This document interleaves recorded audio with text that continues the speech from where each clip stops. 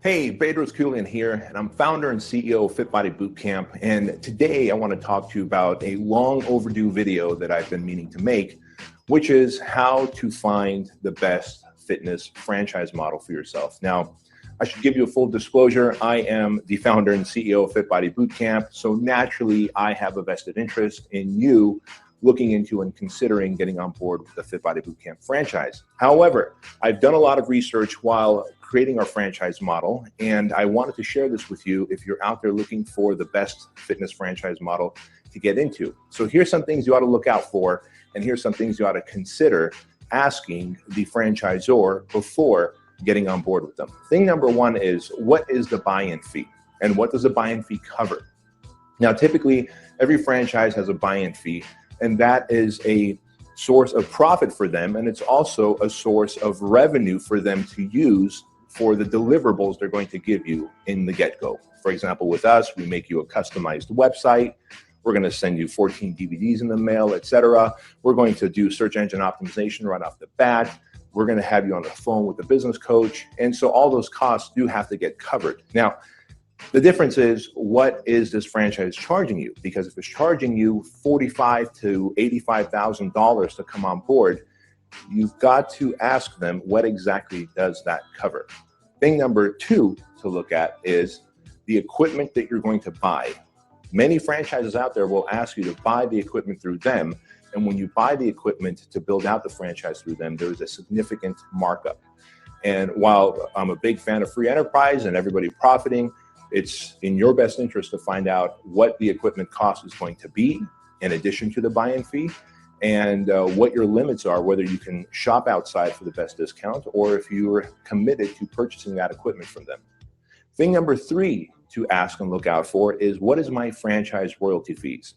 Now, the standard practice out there is to charge between 6 and 8% of your gross monthly revenues, which again, depending on the service that they're offering and the support they're giving you as you're on board with them, that may be an awesome thing.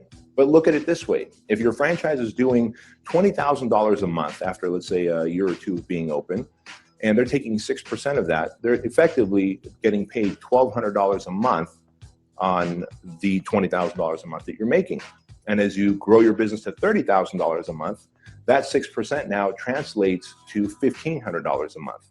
And so you have to ask yourself, am I getting the equivalent of 6% of my gross revenue each month of services, support, and help from the franchisor? Are they helping me grow, or am I growing the business myself and giving them a larger dollar amount each month with that franchise fee?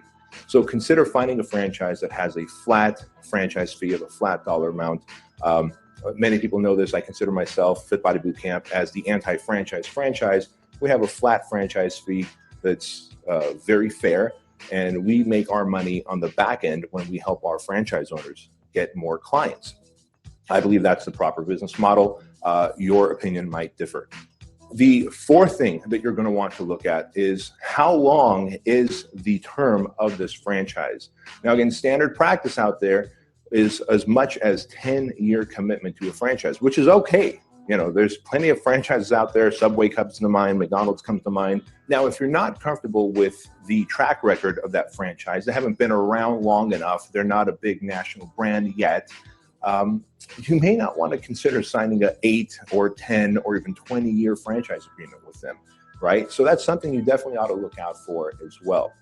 And of course, the fifth and final thing you ought to consider when looking for a good fitness franchise model to be a part of is, what is the level of coaching and support they give you? As a business owner, your problems are going to always change. When you first get on board with the franchise, the number one problem you're going to have is finding a location and negotiating your lease for that location. As you grow, you're going to have probably marketing and sales problems, right? All good problems to have, good challenges to have. But if you have the support from the franchisor in helping you negotiate the lease and guiding you in the size of location you're looking for, the demographics to open up in, you're going to have a greater success rate from the get-go. And so as you get into your location and as you grow your location, you're probably going to need more staff. Is the franchisor able and capable of helping you to hire and train those actual employees who are going to help you out in automating your business so that you can actually take some time off. Because the last thing you want to do is be a hostage to your business model where you're literally working 60 to 80 hours a week just to keep it running. I've seen plenty of people who own franchises out there, and as I've talked to them, we've come to realize that they'd be better off having a high-paying job where they can have more time off than owning their franchise. And think about this.